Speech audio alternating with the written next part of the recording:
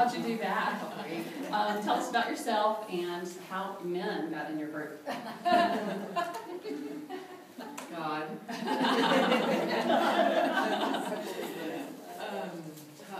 My name's Cheri Hudspith. Like I said last time, I live near here. I got involved with Listen to My Life because the time Jody and I have been praying together and loving on each other for 9 years, and she was invited to come on staff at Urban Bible Church, and she'd been on the job like a month, and she called me and she said, "You have got to come to this retreat that I'm doing." She said, "Everything that you've been talking with me the last few years is all over these maps."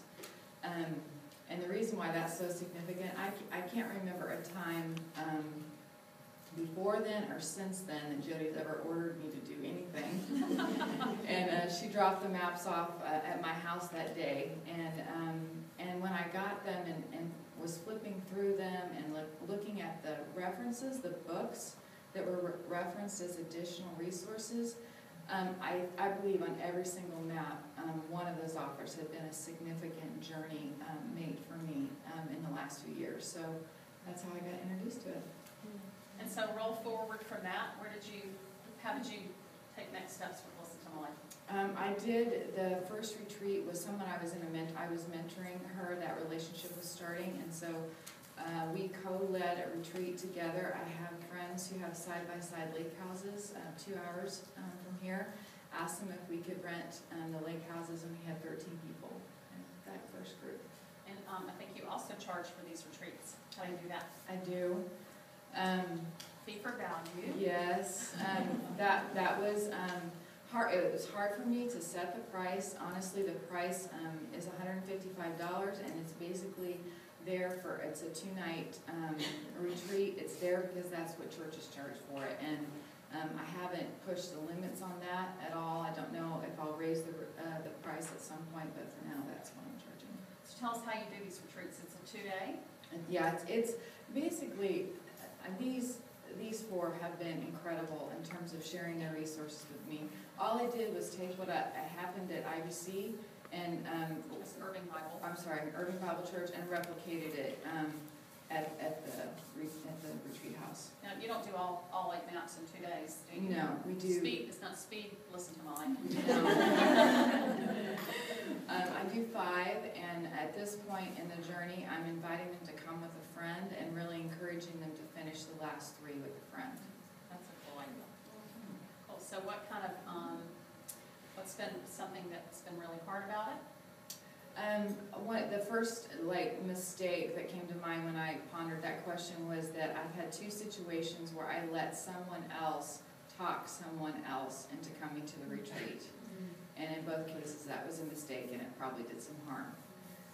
One was a participant that did that, and one was a co-leader that I was working with. And the co-leader, I warned several times, be careful about that, and I should have said no, and I didn't, and I regret that now. So are you saying that you need to kind of know them in order for them to be in your group, or? No, I'm saying they need to be led there by the Holy Spirit, not by anybody else. Okay. Unlike your friend who was leading you.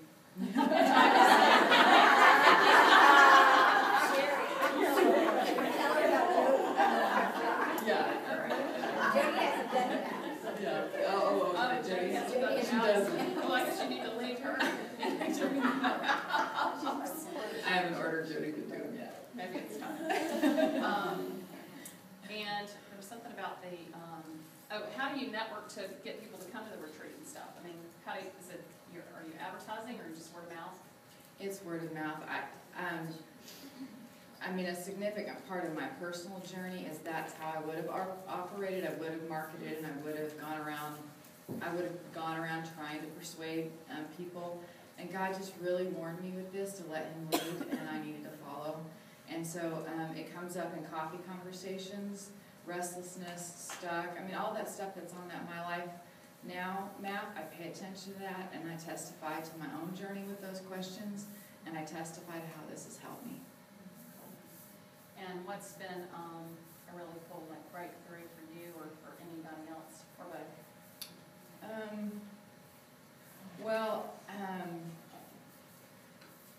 I'll start start out by saying that one of the things that the Lord has allowed me to be is creative with this in terms of, strategizing. And because I'm just letting the Lord lead and I'm then working with whatever God has brought me. So sometimes it's me leading by myself. Sometimes it's me leading with a co-leader. Sometimes it's me leading out of my home because they can't commit to retreat. So we're doing, say, 4 Fridays in a row. So there's 3 of us that'll gather, or 4, and we'll do Fridays for a month. And do you charge for that? I do. I charge the same amount, ironically, but I do.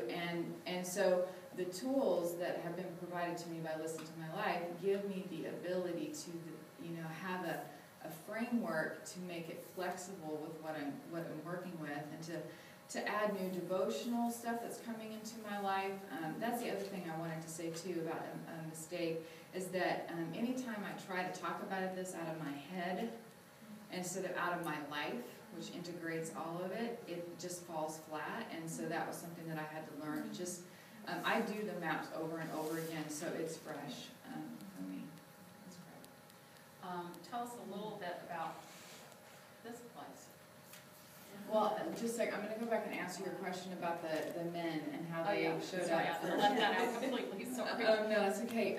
That was the website. That was a website. It was an email that came in, and Wayne, who was in that picture, was in the Houston area, and his buddy was in the Dallas area, and they were looking for a group, and we talked, and it was a good match. Michelle is here in the room, and Veronica is here in the room, and and Michelle hosted this at her house. That's where.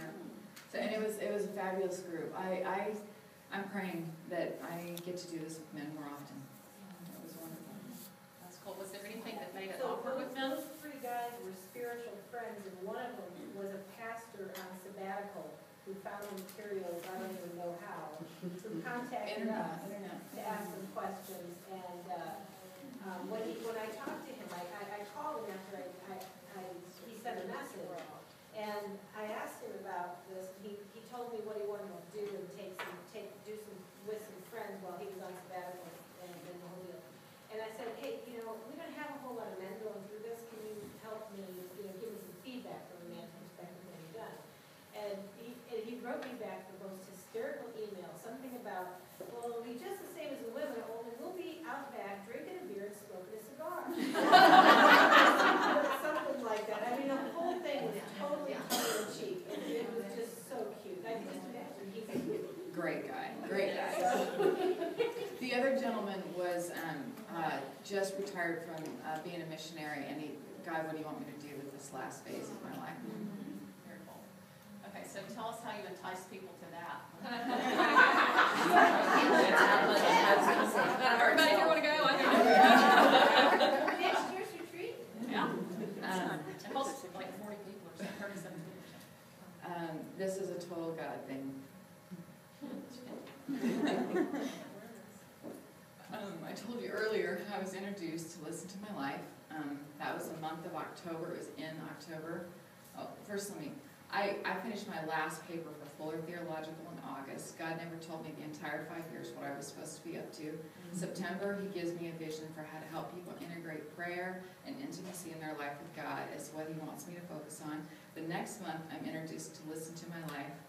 2 weeks later, I'm at this, my friend calls it a cabin. It's a with a group of 20 women, and I named a dream that day. But I promised myself that I would not speak it out loud to her or to anyone that knew her, because I wanted it to happen only if it was God's plan. And 3 years later, she did Listen to My Life with me. It was life-changing for her. And a few months ago, she said, would you like to come out and do this in Colorado? And so it's going to take place in May this year. Journey has like 12 people signed up? And where's it at? Colorado. Southern Colorado. Are you going to do that the This same isn't a way? retreat center. That's an individual person. Yeah, someone. So, Teacher yeah, Someone's cabin. Shayla, you got a question? Like that retreat, are you gonna do the same way? Do I understand right that you do maps 1 through 5 on the weekend and then ask them to finish the last 3 later on? Yes, and so the change up that I'm gonna get to do with this that I haven't been able to do before is we're gonna start on Thursday night. We're gonna have through Saturday, and because it's the mountains and there's all kinds of, hiking, ATVing and all that kind of thing that I can include in the experience, we'll have more flexibility of time when I added the day. And then I decided to add a solitude day on Sunday that's an optional day. And then at the end of that solitude day, we'll have a celebration and just share with one another what God's done in our life and the time we've been there together. Anybody else? Yeah, about how many retreats are you doing approximately a year? I just looked at I figured that I've done 8 what I call workshops. If I do it in my home or in my church, I call it a workshop. If I do it away where we spend the night, I call it a retreat. And this will be the 4th retreat that I've done. 8 workshops. No, I'm sorry, not this. I've been doing this since February of '09. Okay. How did you facilitate the sharing with the men and women in the group? Well, it was nice that we had 2 guys, so they shared with each other, and I didn't change that up. So that's how we worked it.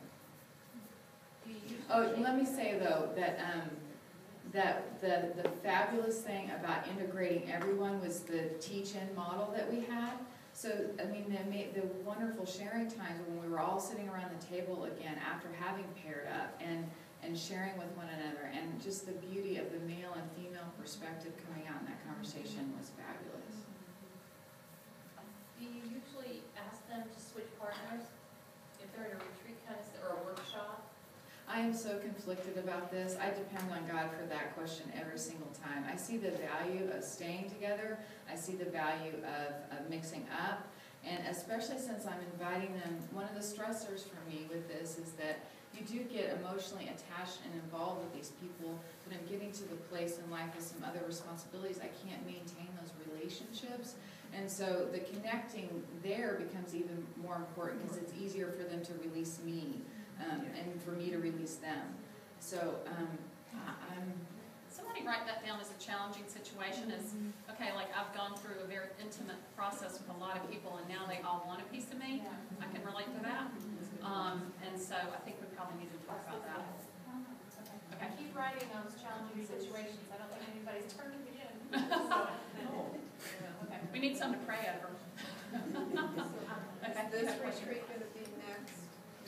no, this one's going to be all women. All women.